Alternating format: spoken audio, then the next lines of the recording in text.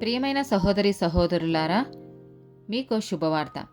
2025 సంవత్సరంలో మొత్తం 365 అంశాలను మీతో పంచుకోబోతున్నాము. జనవరి 1వ తేదీ నుండి ప్రతిరోజు ఒక అంశము మరియు దానికి సంబంధించిన వాక్యమును పంచుకుంటాము.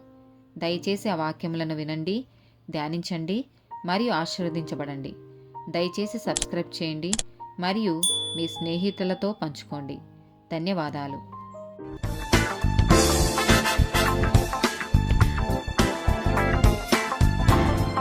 54th డే టాపిక్ సంఘ క్రమశిక్షణ. గలతీలకు రాసిన పత్రిక 6వ అధ్యాయము 1వ వచనం. సహోదరులారా, ఒకడు తప్పిదములోనైనను చిక్కుకొనిన ఎడల ఆత్మ సంబంధులైన మీలో ప్రతివాడు తానును శోధింపబడుదునేమో అని తన విషయమైన చూచుకొనుచు సాత్వికమైన మనస్సుతో అటివానిని మంచి దారికి తీసుకొని రావలెను. యాకోబు రాసిన పత్రిక 5వ అధ్యాయము 19-20 వచనాలు. నా సహోదరులారా, మీలో ఎవడైనను సత్యము నుండి తొలగిపోయినప్పుడు మరియొకడు అతన్ని సత్యమునకు మళ్లించిన ఎడల పాపిని వాని తప్పు మార్గం నుండి మళ్లించువాడు మరణం నుండి యొక్క ఆత్మను రక్షించి అనేక పాపములను కప్పివేయునని తాను తెలుసుకొనవలెను. మత్తయి సువార్త 18వ అధ్యాయము 15-18 వచనాలు.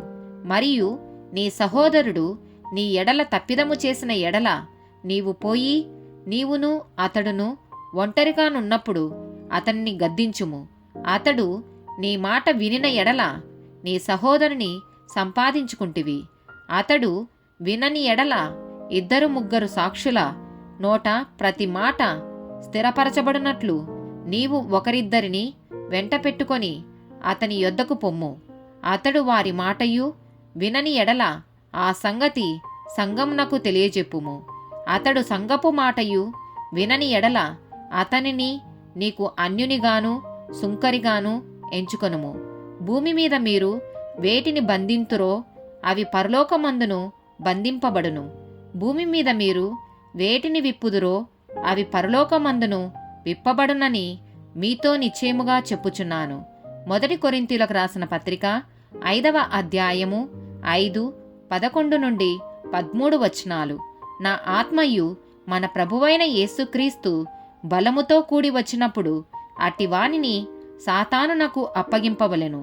ఇప్పుడైతే సహోదరుడు అనబడిన వాడెవడైనను జారుడుగాని లోబిగాని విగ్రహారాధికుడుగాని తిట్టుబోటుగాని త్రాగుబోతుగాని దోచుకొనువాడుగాని అయ్యున్న ఎడల అట్టివానితో సాంగత్యము చేయకూడదు. భుజింపను కూడదని మీకు వ్రాయిచున్నాను. వెలుపలి వారికి తీర్పు తీర్చుట నాకేలా? వెలుపలి వారికి దేవుడే తీర్పు తీర్చును గాని మీరు లోపటి వారికి తీర్పు తీర్చువారు గనుక ఆ దుర్మార్గుని మీలో నుండి వెలివేయుడి. 2వ తెస్సలోనికయులకు రాసిన పత్రిక 3వ అధ్యాయము 14వ వచనం. ఈ పత్రిక మూలముగా మేము చెప్పిన మాటకు ఎవడైనను లోబడని ఎడల అతన్ని కనిపెట్టి అతడు సిగ్గుపడు నిమిత్తము అతనితో సాంగత్యం చేయకుడి. ఆమేన్.